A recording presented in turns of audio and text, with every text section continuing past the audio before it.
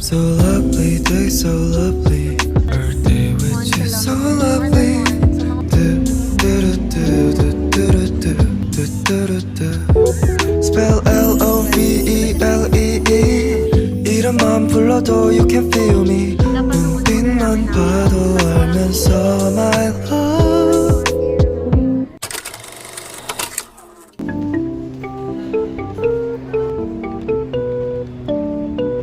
This is our third run, but second run this week.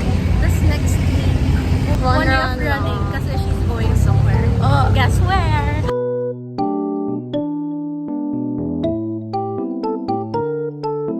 1 kilometer of walking. This is our warm-up naman kasi. Sure. Ay, Yes. Si Queenie Yasmin yun, diba? Hindi ko alam. Yung mga comments sa TikTok, lagi ko silang ginagamit na reference, but I don't know where they came from. Hi. Sorry, uncultured swine. Kaya nga I forgot to take a video. Pero almost 3 kilometers na kami. Our goal for today is 6 or 7 kilometers. Kasi one day, we only did 5 kilometers. So babawi kami today. First ever continuous 1 kilometer. More than 1. So mga 1.2 siguro ako. Siyang 1.5. Kasi natanggal yung first ever namin. Ang saya. Ang sarap pala sa feeling. Tapos Kasi- sumasabay kami dun sa run club. Naiwan niya ako kasi natanggal yung shoelace. Nagulat ako kasi I was seeing her pa, like beside me. Tapos, nung lumagpas kami dun sa Rockwell Running Club, sabi ko, what the fuck, police not here anymore. Kasama na niya yung Oh run my gosh, club. is that Sean? Kala mo naman. Tara.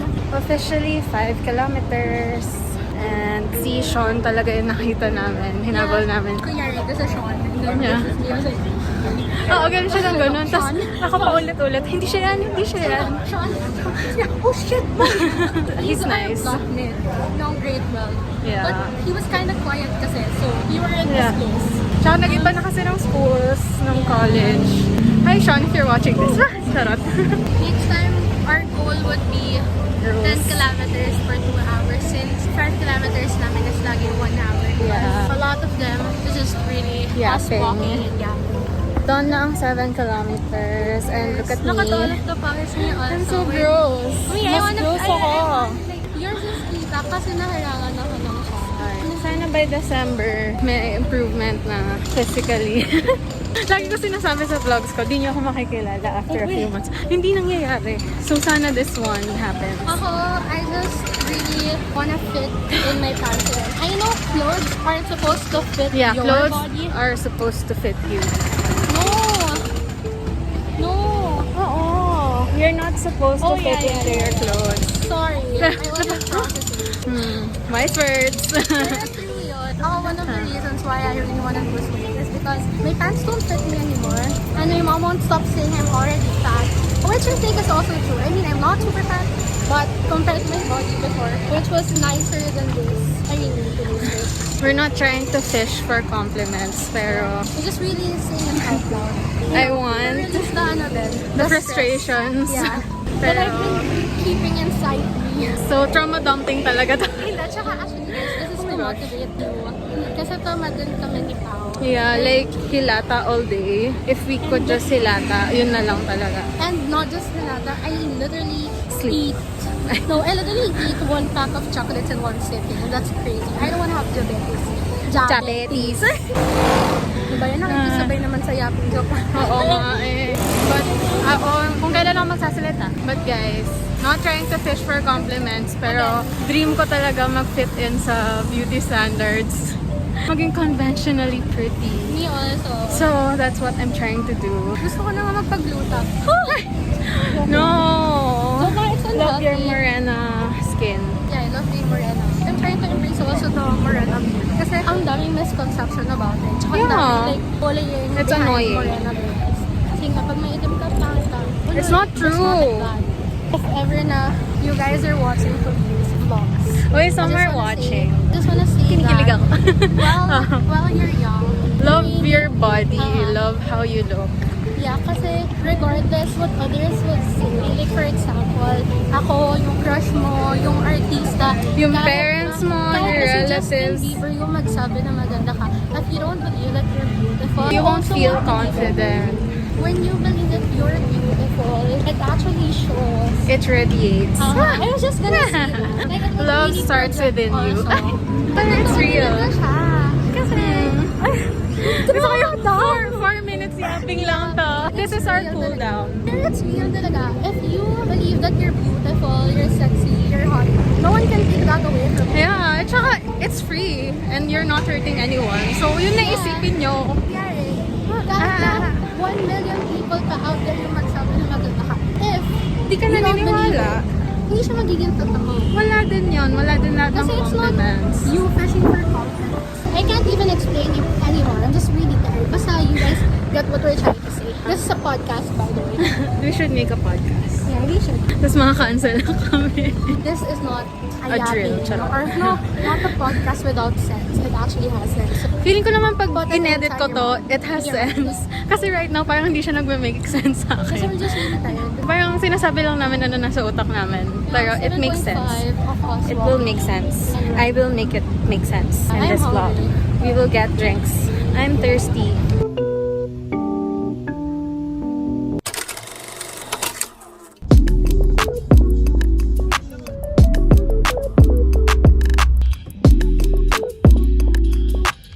So cute.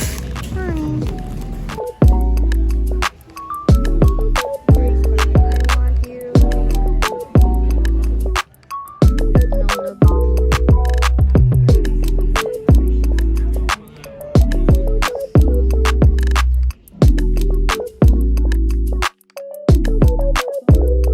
I'm so sweaty. Okay. But we were looking for Labubu around Green Hills. Everything is still overpriced. So I didn't get anything. Kasi sa reseller pa din. Stop following me.